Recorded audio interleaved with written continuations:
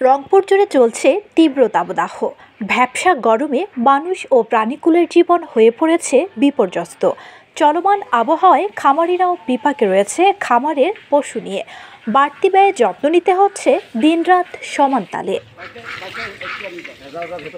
তীব্র দাবদাহে পানির ঘাটতি পূরণে গরুকে খাওয়ানো হচ্ছে স্যালাইন, গোসল করাতে হচ্ছে একাধিকবার।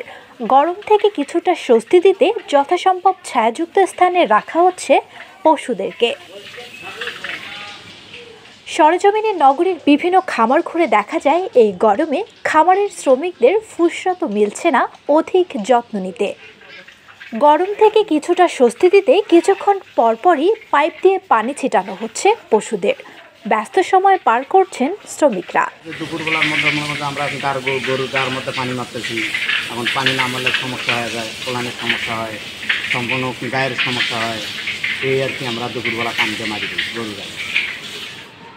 টিনশিটের খামারে প্রখর রোদের তাপে ফ্যান দিয়েও যেন হাঁসফাঁস অবস্থা এই পশুদের। গরমে অতিষ্ঠ হয়ে পানির পাত্রেই যেন বেশি চাহিদা তাদের, এমন দৃশ্যই চোখে পড়েছে। এপ্রিলের এই অনাকাঙ্ক্ষিত গরমে খামারে পশু নিয়ন্ত্রণ করা গেলেও জুন জুলাইয়ের গরম নিয়ে চিন্তিত খামারিরা। আমরা যেমন আসলে মূলত দেখা যায় যে জুলাই আগস্ট মাসে প্রচণ্ড তাপ পড়ে, সেই সময়টা আমরা 1-1.5 মাস অনেকটা দেখা যায় যে অতিরিক্ত পরিচর্যার মাধ্যমে আমরা সার্ভাইভ করতে পারি।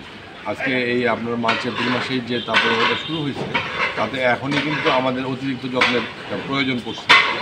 এখন সে কারণে ব্যয় তো স্বাভাবিকভাবে কিছুটা বাড়বেই, এটা বাড়ছে এবং বাড়বেই।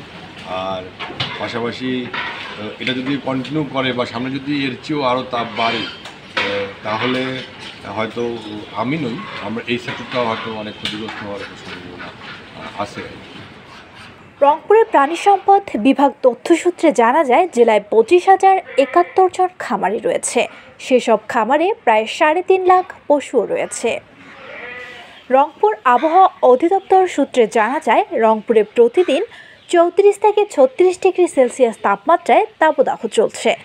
তীব্র এই গরমে মানুষের মতো খামারে বেড়েছে গরুর যত্ন।